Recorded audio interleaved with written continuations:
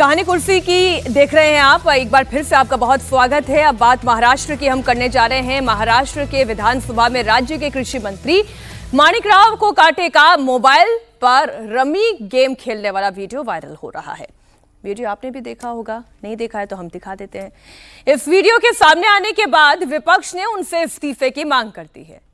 संसद भवन में सभी दलों की बैठक के बाद एनसीपी शरद के सांसद सुप्रिया सुले ने मीडिया से बातचीत में कहा, कृषि मंत्री को तुरंत अपने पद से इस्तीफा देना चाहिए। उन्होंने कहा कि राज्य में बीते 3 महीनों में करीब 750 किसानों ने आत्महत्या की है और ऐसे गंभीर समय में कृषि मंत्री का सदन में बैठकर मोबाइल गेम खेलना शर्मनाक है। उन्होंने आगे कहा कि वह इस मुद्दे पर मुख्यमंत्री एकनाथ शिंदे से भी बात करेंगी ताकि किसानों की समस्याओं पर गंभीरता से ध्यान दिया जा सके। कांग्रेस नेता विजय वडेट्टीवार ने कहा, सरकार पर तीखा हमला करते हुए भ्रष्ट और असंवेदनशील सरकार है। उन्होंने कहा, महाराष्ट्र में हर दिन किसान आत्महत्या कर रहे हैं। सरकार ने फसल बीमा की जिम्मेदारी किसानों पर डाल दी है। मंत्री कोकाटे के पास कोई जिम्मेदारी नहीं है, इसलिए वो रमी खेल रहे हैं। यह सरकार किसानों की नहीं, सत्ता की भूखी सरकार है। अजीत पवार की अगुवाई वाली एनसीपी के कोटे से कृषि राज्य मंत्री माणिकराव कोकाटे ने रोहित पवार के वीडियो पर सफाई भी दी। उन्होंने कहा कि वीडियो उस वक्त का है जब सदन स्थगित हो गया था। अच्छा, ये भी कमाल है, सदन स्थगित हो गया और आपने एकदम से मोबाइल खोला, रमी खेलना शुरू कर दिया। नहीं, देखिए, माणिकराव कोकाटे के बारे में पहले मैं थोड़ा उनका इतिहास ही बता दूं। घाट घाट के पानी पीवे नेता है ये पहले कांग्रेस में थे। कांग्रेस के बाद जब शरद पवार ने राष्ट्रवादी कांग्रेस पार्टी बनाई तो राष्ट्रवादी कांग्रेस पार्टी में चले गए। राष्ट्रवादी कांग्रेस पार्टी ने टिकट देने से मना किया तो ये फिर से कांग्रेस में आ गए। फिर जब नारायण राणे शिवसेना में गए तो ये शिवसेना में चले गए। जब नारायण राणे ने शिवसेना छोड़ी और तो ये छोड़कर वापस राष्ट्रवादी कांग्रेस में आ गए। कुछ समय बीजेपी भी रहे। 2014 का निर्दलीय चुनाव भी ये लड़ चुके हैं नासिक से। बड़े नेता है सिन्नर के, जीत गए वहां से। अब उनके बारे में कहा जा रहा है कि भाई वो रमी खेल रहे थे। उनका बयान आया, उन्होंने कहा कि भाई मोबाइल में बड़ी एक समस्या है कि जब मैं यूट्यूब पे जाता हूं तो कई वैसे विज्ञापन आते हैं कि आपको पूरा देखना ही पड़ता है 10-20 सेकंड के, आपके पास कोई इलाज नहीं होता।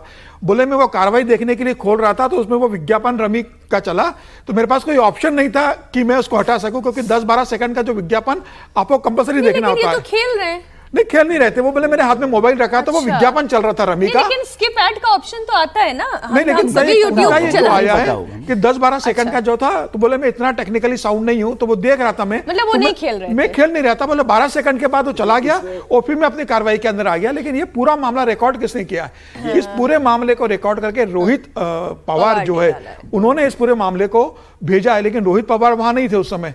उसको रिकॉर्ड भी इन्हीं के पार्टी के एक नेता ने किया है जो माणिकराव कोकाटे के राजनीतिक प्रतिद्वंदी है, राष्ट्रवादी कांग्रेस के नेता है। इन्हीं के पार्टी के नेता ने रिकॉर्ड किया है और उन्होंने ही वो ये अजीत पवार के साथ है अभी।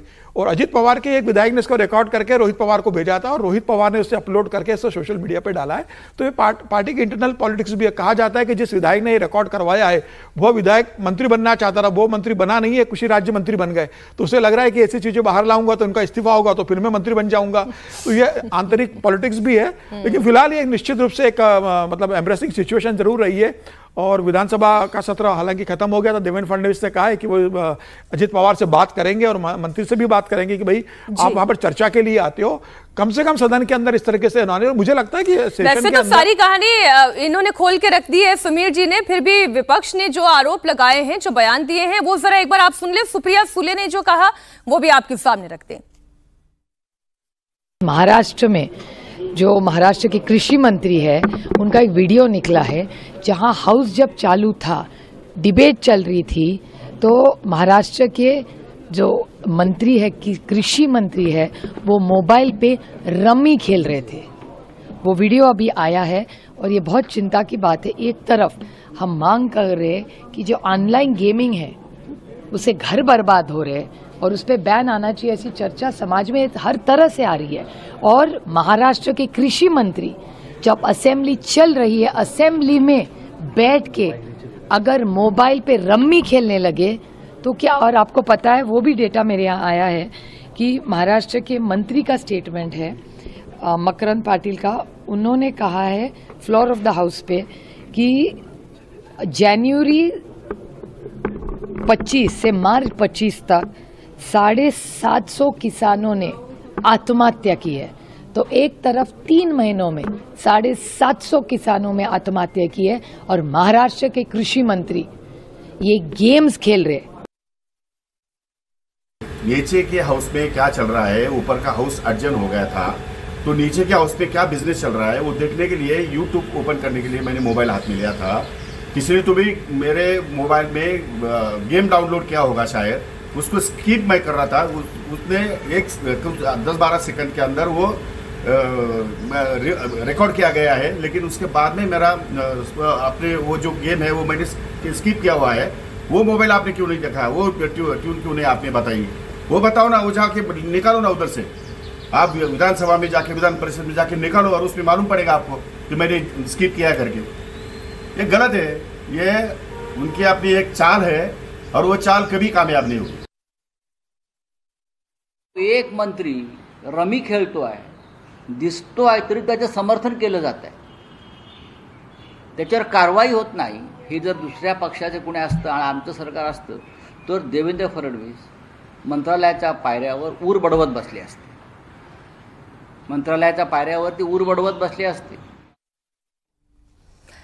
अब विपक्ष तो आरोप यही लगा रहा है बहल जी कि कहाँ किसान एकदम त्रस्त हैं और नेता जो हैं वो रमी में मस्त हैं।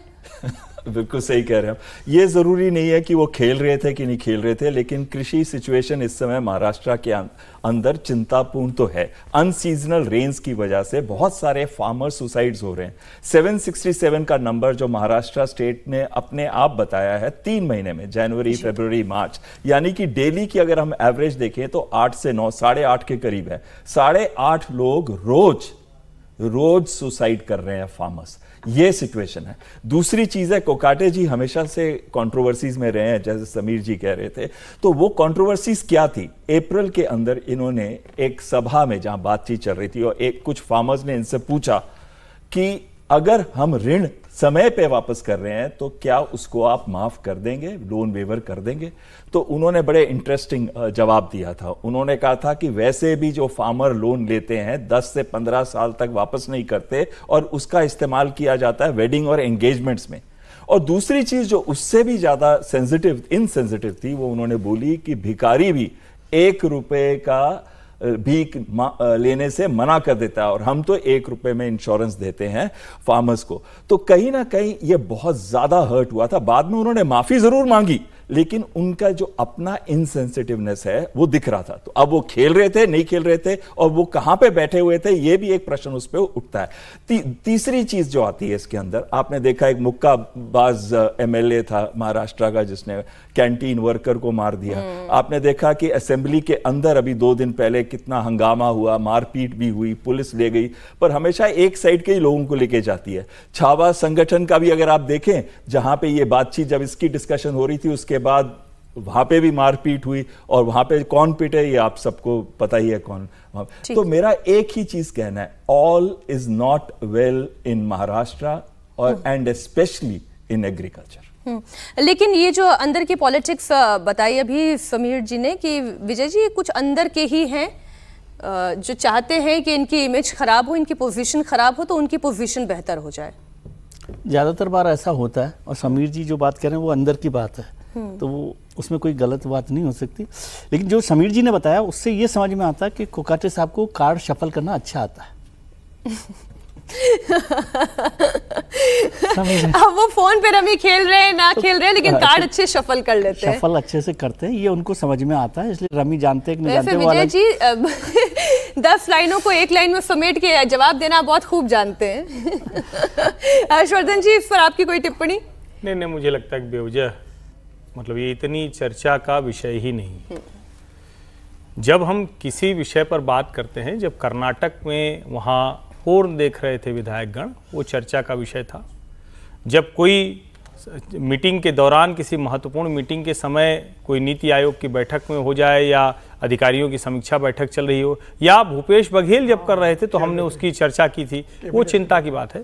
इसमें बहुत जो दिख रहा है, या अगर इससे ज्यादा वीडियो होता तो शायद टिप्पणी हम कर पाते कि इनके ऊपर चर्चा करनी या नहीं चाहिए। वो सचमुच ऐसा लग रहा है कि वो समझ ही नहीं पा रहे हैं कि हुआ क्या है। और जो लोग भी मोबाइल को जानते हैं, यूट्यूब देखते हुए, या आपके अगर कोई गेम है तो उस गेम को खेलते ही 4 तरह के प्रचार आते हैं। यहां तक कि अगर जितने ऐप हैं जो जिनसे आप मोबाइल नंबर जानते हैं या दूसरे ऐप हैं उस पे भी इस तरह के गेम आते हैं, उनको वो अनस्किपेबल होते हैं। 10-12 सेकंड तो आप स्किप भी नहीं कर सकते हैं। तो सवाल ये है कि क्या ये इतना महत्वपूर्ण है? मुझे लगता है बेवजह का मुद्दा बनाया जा रहा है, इसमें किसान भी आ गए। इससे क्या लेना देना भाई? किसान की स्थिति दूसरी वजह से खराब है। किसान की स्थिति, मंत्री किसी जगह पर अगर मान लीजिए गेम खेल ही रहा हो, सदन के भीतर कार्रवाई के दौरान खेल रहा है, तो बिल्कुल एक सेकंड ये पद पर रहने लायक नहीं। बाकी मुझे लगता है कि ये थोड़ा सा वितंडा ज्यादा हो गया, चर्चा का विषय इतना नहीं था। ठीक, अब अगली खबर की बात कर लेते हैं। कांवड़ यात्रा का ट्रैक उत्तर प्रदेश में सियासी उठापटक का केंद्र बना हुआ है। सरकार और विपक्ष दोनों आमने सामने हैं। सरकार कांवड़ियों पर फूल बरसा रही है। सीएम योगी कल खुद कांवड़ियों के रास्ते पर फूल बिछाते हुए दिखाई दिए थे, लेकिन विपक्ष लगातार कांवड़ियों को लेकर अटैकिंग मोड में है। संभल से समाजवादी पार्टी विधायक इकबाल महमूद ने आरोप लगाया कि कांवड़ यात्रा में शिव भक्त कम, गुंडे मवाली ज्यादा आ रहे हैं। इसके बाद एक बार फिर उत्तर प्रदेश में सियासी पारा गर्म हुआ। कल योगी आदित्यनाथ ने क्लियर कट मैसेज दे दिया था कि कांवड़ यात्रा डिस्टर्ब करने की साजिश हो रही है, बदनाम करने की कोशिश हो रही है, लेकिन ऐसे उपद्रवी बेनकाब होंगे। और वाकई में एक बड़ा सवाल तो ये खड़ा होता ही है ना कि अगर मान लीजिए एक छोटा नंबर ही मैं आपके सामने रखती हूं, 100 कांवड़िए निकल रहे हैं कांवड़ यात्रा में, उनमें से अगर एक ने किसी घटना को अंजाम दे दिया, एक उपद्रवी है, तो क्या आप बाकी 99 को भी आप यही कह देंगे कि ये भी उपद्रवी हैं? तो क्या ये बदनाम करने की साजिश नहीं है? ये खैर एक सवाल है, लेकिन कहा क्या गया वो आप पहले सुन लें। हमें ध्यान में रखना होगा, जहां उत्साह और उमंग है, जहां श्रद्धा और भक्ति है, उस उत्साह और उमंग को भंग करने के लिए, इस भक्ति और श्रद्धा को बदनाम करने के लिए कुछ तत्व लगातार कुत्सित प्रयास कर रहे हैं। सोशल मीडिया प्लेटफॉर्म पर भी और प्रत्यक्ष रूप से भी ऐसे तत्वों के द्वारा यह प्रयास किया जा रहा है कि कांवड़ यात्रा को बदनाम किया जाए। यह हर कांवड़ संघ का भी दायित्व बनता है कि वे किसी भी ऐसे तत्व को जो कांवड़ की भगवान शिव की इस पावन यात्रा को बदनाम करने का कुत्सित प्रयास करके उपद्रवी के भेष में छुपे हुए हैं, उन्हें बेनकाब करें, उन्हें हर हाल में अपने आप से दूर कराएं, अपने बीच में न घुसने दें, प्रशासन को तत्काल इसकी सूचना दें। मुख्यमंत्री योगी आदित्यनाथ कानून व्यवस्था और प्रशासनिक स्तर पर बड़े सख्त हैं। वो ये चाहते हैं कि कांवड़ यात्रा सकुशल चलती रहे और ये किसी को भी मानना चाहिए। कांवड़ यात्रा श्रद्धा और आस्था का प्रतीक है, लेकिन बार बार इसमें से उपद्रव की खबरें सामने आती हैं और इस पर हमने लंबी चर्चा की, तकरीबन हर दिन हमने चर्चा की। सवाल यह है हर्षवर्धन जी, कांवड़ रूट पर हंगामा होना, बवाल होना, क्या पूरी कांवड़ यात्रा को बदनाम नहीं कर देता है? अब कुछ तस्वीरें आज मैं फिर आपके सामने रख रही हूं, आप ये देखिए। अब ये कौन है? क्या इन्हें उपद्रवी ना कहें, या फिर इन कुछ उपद्रवियों की वजह से पूरी की पूरी कांवड़ यात्रा को ही हम कटघरे में खड़ा करते हैं? नहीं, देखिए, पहली बात तो ये कि कांवड़ यात्रा को कटघरे में खड़ा करने की बात ही अपने आप में ये बहुत, जिसको कहें कि इसका आधार ही गलत है। क्योंकि जितने लोग भी कांवड़ यात्रा में जा रहे हैं उन सब की अपनी आस्था है, अपने विश्वास के साथ जा रहे हैं और वो बहुत कठिन यात्रा होती है। मैं बार बार इस बात को कह रहा हूँ, मेरा साहस नहीं हो पाया कि मैं उस कांवड़ को थोड़ी 10 सेकंड के लिए भी कंधे पर उठा सकूँ। जमीन पर वो गंगा जल न लगे, वो मटका भी न लगे, वो कलश भी न लगे, इसकी भी चिंता होती है। लेकिन जब इस तरह के दृश्य दिखते हैं तो बिना किसी संकोच के मैं कहता हूं, और अच्छा है कि वो हो भी रहा है, इस तरह की हरकत करने वाला व्यक्ति वो शिव भक्त नहीं हो सकता। आप कांवड़ जैसे संयम, त्याग, तपस्या, अनुशासन उस पर्व में शामिल हो रहे हैं, उस यात्रा में शामिल हो रहे हैं, तो आप ये नहीं कर सकते। और ये जो वीडियो चल रहा है जिस पर 7 लोगों की गिरफ्तारी हुई, जो सेना के एक सिपाही के साथ वो लड़ गए, उसको फिर उन्होंने घेर कर पीटा, या जो भी ऐसे मामले आ रहे हैं। लेकिन यह भी सच है कि इनकी आड़ में कुछ लोग हैं जो ऐसे होंगे जो इसी में मौज मस्ती करने निकल जाते हैं, जिनको लगता होगा कि उनकी वजह से पूरी कांवड़ यात्रा को कह देना, सभी कांवड़ियों को कह देना। और का बयान आपने सुना था, उन्होंने क्या कह दिया था? उन्होंने तो ये कहा था ना कि पहलगाम में जो उस आतंकी घटना से इसका आपने कनेक्शन जोड़ दिया। इन्हें भी आतंकियों के कटघरे में लाकर खड़ा कर दिया। यही असली चीज है। एसटी हसन बोल देंगे, अभी समाजवादी पार्टी का एक और विधायक है वो बोल देगा। क्या इस तरह का बयान कोई और दे तो उसको सही तरीके से लिया जाएगा? नहीं लिया जाएगा। तो क्या इतना सामान्य शिष्टाचार, सामान्य संवेदना वो नहीं होनी चाहिए? इसका मतलब यह है कि हिंदू धर्म, हिंदू उत्सव, हिंदू पर्व त्योहार पर वो सामान्य संवेदना नहीं ध्यान में रखी जाती। मैं इसकी भी बात कर रहा हूं।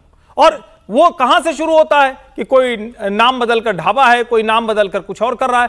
जब ये सब कुछ होता है तो उसमें इस तरह के तत्व शामिल होते हैं। और तब क्यों न माना जाए कि इसमें कुछ ऐसे उपद्रवी भी शामिल हो जाते होंगे जो जानबूझकर साजिशन इस यात्रा को बदनाम करना चाहते हैं। और मैं फिर कह रहा हूं, उत्तराखंड और उत्तर प्रदेश में भाजपा की सरकार है। दोनों राज्यों में ऐसी हरकत करने वाले उपद्रवियों को पुलिस ने कानून के दायरे में सबक सिखाया है। अच्छा, एक सवाल और समीर जी उठता है, और सवाल ये है कि भाई आप कांवड़ यात्रा पर तो फूल बरसा रहे हैं, प्रशासनिक अधिकारी, पुलिस भी जो है वो कांवड़ियों के पैर दबाने के लिए भी आगे बढ़ती है, लेकिन जब मुहर्रम का जुलूस निकलता है तब फिर इतना प्रेम, इतना सद्भाव, ऐसी भावना क्यों नहीं दिखाई देती? देखिए, मैं दो बातें कहना चाहूंगा इस संदर्भ में, जो पूरी कांवड़ यात्रा को लेकर जो विवाद चल रहा है। एक तो योगी आदित्यनाथ ने जो कल गाजियाबाद में कहा था कांवड़ यात्रा का स्वागत समारोह में, उन्होंने प्रशासन को भी बहुत अलर्ट किया है कि भाई प्रशासन भी ध्यान रखे कि कोई साजिश के तहत तो इस यात्रा में शामिल नहीं हो रहा है। ये प्रशासन का भी दायित्व है। और उन्होंने कांवड़ियों से भी कहा है कि भाई आपके अंदर कुछ लोग क्या इस तरह से घुसकर आ रहे हैं जो पूरे कांवड़ यात्रा को बदनाम करने, पूरे कांवड़ियों को उपद्रवी घोषित करने की सुनियोजित साजिश कर रहे हैं। तो उन्होंने कांवड़ियों को भी चेताया कि भाई आपके अंदर इस तरह का कोई लोग हो तो आप उनको आइडेंटिफाइड कीजिए।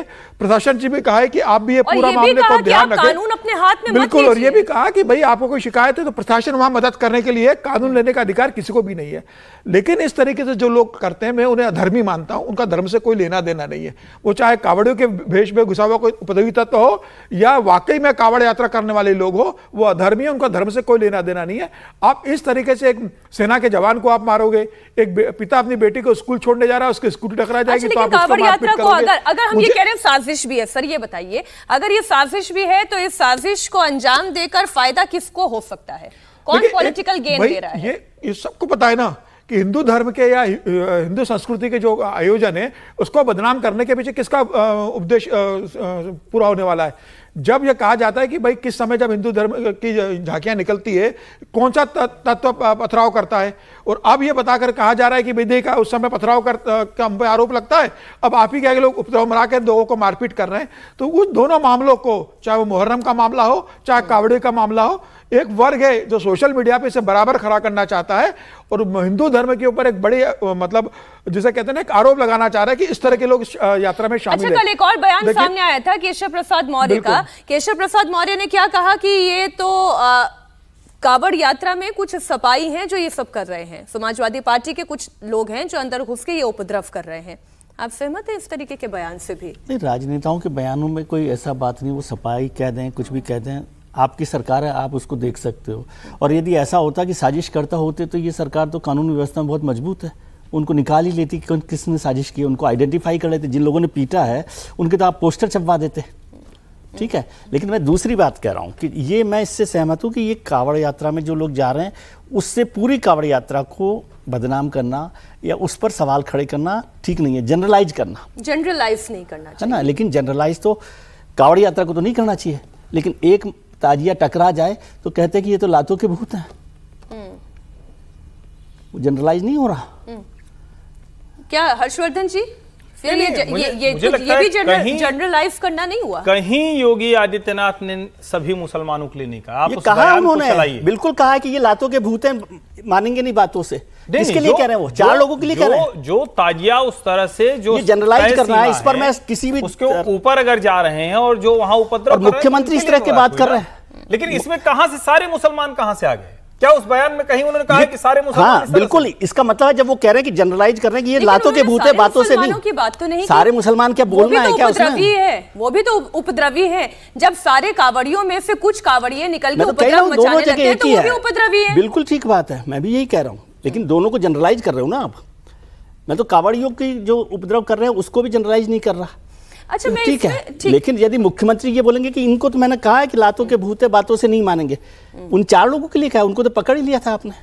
किसके लिए कह रहे हो? तो मुझे एक बात बताएं कि इस तरीके की जब बड़े बड़े आयोजन होते हैं, बड़ी बड़ी यात्राएं निकलती हैं, प्रशासन के लिए वाकई में बहुत चैलेंजिंग है कि आइडेंटिफाई करना कि इन कांवड़ियों के बीच में से कितने एक्चुअली में कांवड़िए हैं और कितने उपद्रवी हैं, क्योंकि अगर संख्या उपद्रवियों की छोटी भी होगी तो वो पूरी कांवड़ यात्रा को बदनाम कर देगी। बिल्कुल मीनाक्षी जी, बहुत ही महत्वपूर्ण मुद्दा उठाया आपने, क्योंकि जब भी ये एडमिनिस्ट्रेशन करती है, ये कोई 50 किलोमीटर 10 किलोमीटर की यात्रा नहीं है, ये सैकड़ों किलोमीटर की यात्रा है। इसके अंदर जो रूट्स बनाए जाते हैं, हर चप्पे चप्पे पे तो पुलिस वाले को खड़ा नहीं किया जा सकता। इतनी सिक्योरिटी फोर्सेस कहीं पे भी नहीं होंगी कि उसको खड़ा किया जा सके। और साथ में जनरल जो एडमिनिस्ट्रेशन के अपने लोग होते हैं वो सुविधाएं भी देते हैं, खाना पीना कई चीजें का अरेंजमेंट किया जाता है। तो ऐसे समय में कुछ उपद्रवी एलिमेंट होते हैं जिनके पास काम धाम नहीं होता, तो वो भी इसका फायदा उठाते हैं। उनका नंबर चाहे 1% हो, उससे ज्यादा नहीं है,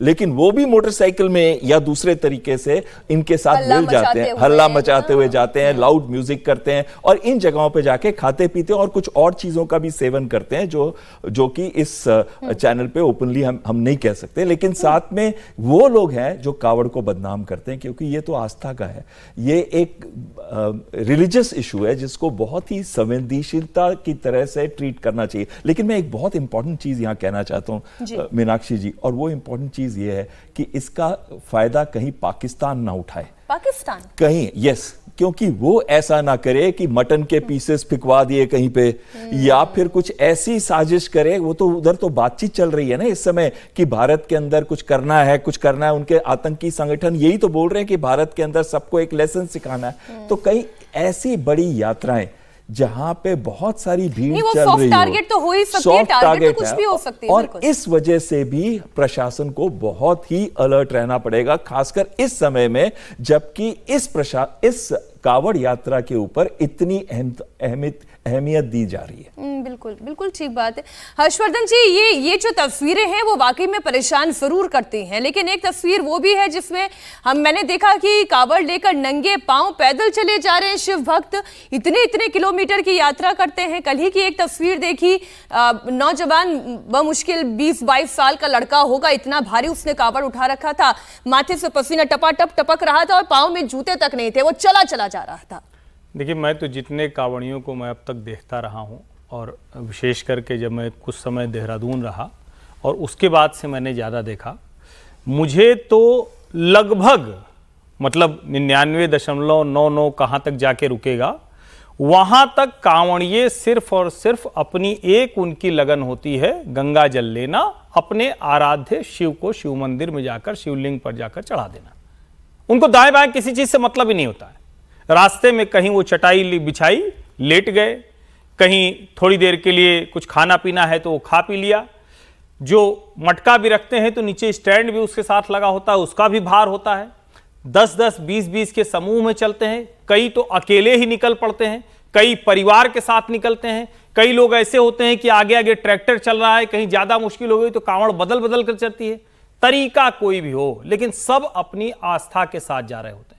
बहुतायत लोग पाँव में कुछ नहीं पहनते हैं, उनको ये भी श्रद्धा आस्था है कैसे जाते हैं। बहुतायत लोग उससे भी आगे कुछ करते हैं। कुछ लोग बहुत न्यूनतम कुछ ये कर रहे हैं, और मुझे तो ये भी लगता है आजकल ये इतना डिबेट और इतनी सारी चीजें होने लगी हैं, हर बात पर समाजवादी पार्टी के सांसद विधायक का बयान आने लगा है। पहले तो ऐसा नहीं आता था, हर चीज का बयान भी वो देने लगे हैं। हर बार वो खड़े हो जाएं कि ना कांवड़िया तो पहचान छिपा के अगर कोई उसको खिला रहा है तो वो क्यों नहीं खा ले, क्यों वो अपनी आस्था भंग नहीं कर दे। उन चीजों पर सवाल आ जाता है कि ये भी क्यों कम्युनलाइज किया जा रहा है। मुझे लगता है कि ये मसला ज्यादा है। कांवड़िए पूरी आस्था भक्ति के साथ अपना काम कर रहे हैं, उसमें न्यूनतम लोग हैं जो ऐसा काम करते हैं, और जो ऐसा काम करेंगे उनके खिलाफ सरकार कानून के दायरे में कार्रवाई कर रही है। एक बड़ी खबर आ रही है, बड़ी खबर, बांग्लादेश एयरफोर्स का एयरक्राफ्ट गिरा है। ढाका में F-7 एयरक्राफ्ट गिरा है। कॉलेज क्लास रूम में ये एयरक्राफ्ट घुस गया। हादसे में कई लोगों के मारे जाने की खबर है। ऐसा लग रहा है कि बिल्कुल कहानी जो है जो भारत में घटी है उसी का एक दोहराव में देख रही हूं जो बांग्लादेश में हुआ है। जब यहां एयर इंडिया का भी विमान गिरा था तो ऐसा ही एक मेस था जहां पर छात्र बैठे हुए थे, MBBS के बच्चे थे, और उनकी जान चली गई। और अब कॉलेज के क्लासरूम में एक एयरक्राफ्ट गिरा और कई लोगों के मारे जाने की खबर आ रही है। तस्वीरें इस वक्त आपके सामने, बांग्लादेश एयरफोर्स का ये एयरक्राफ्ट है, ढाका की ये खबर है, ये घटना और ये तस्वीरें आपके सामने जब F-7 एयरक्राफ्ट इस क्लासरूम में आकर गिरा और फिर कितनी तबाही हुई वो तस्वीरें खुद ब खुद बता रही हैं। सर, ये तस्वीरें हम देख पा रहे हैं, F-7 एयरक्राफ्ट का गिर जाना, वो भी एक क्लासरूम के अंदर गिरना। ये दोपहर का वक्त हो रहा है, इससे थोड़ी देर पहले की ये घटना है। क्लासरूम में स्टूडेंट्स होंगे। बिल्कुल, F-7 का जो इक्विवेलेंट एयरक्राफ्ट है वो MiG-21 है। हमने तो अब सारे ही अपने MiG-21 को जो है उनको मौत बॉल कर दिया है, यानी कि उनको रिटायर कर दिया है। लेकिन अभी भी बांग्लादेश की वो स्थिति नहीं है कि वो अपने F-7 एयरक्राफ्ट को रिटायर कर दे, तो उनको फ्लाई करना पड़ रहा है क्योंकि उनके स्क्वाड्स बहुत कम है। उसमें F-7 एयरक्राफ्ट एक अहम एयरक्राफ्ट आता है। और ये कौन सा एयरक्राफ्ट है? ये चीनी एयरक्राफ्ट है। वैसे भी आपको मालूम है कि चीन की कोई भी चीज होती है, उसकी रिलायबिलिटी, उसकी सर्विसिबिलिटी, उस पर हमेशा से प्रश्न उठते आए हैं। तीसरी चीज जो आती है, ये जो समय होता है दोपहर का, इस समय पे या तो ये टेक्निकल प्रॉब्लम हो सकती है जो इंजन रिलेटेड भी हो सकती है, या फिर बर्ड हिट भी हो सकता है क्योंकि ऐसे समय में बर्ड्स भी आसमान में काफी उड़ती हैं। और जब पायलट का किसी वजह से भी इंजन फेलियर होता है, टेक्निकल रीजन से या बर्ड हिट से, उसके पास समय बहुत कम होता है। और ढाका एयरफील्ड के अंदर, तेजगांव एयरफील्ड है, उसके अंदर ये जहाज ऑपरेट करते हैं, समय नहीं होता। इस वजह से वो पायलट अगर इजेक्ट कर जाता है तो जहाज उसके बाद कंट्रोल पे नहीं होता, वो कहीं पे भी जाके गिर सकता है। और यहां पे वो क्लासरूम में गिरा और कई लोगों की इसमें जरूर मौत हो गई होगी।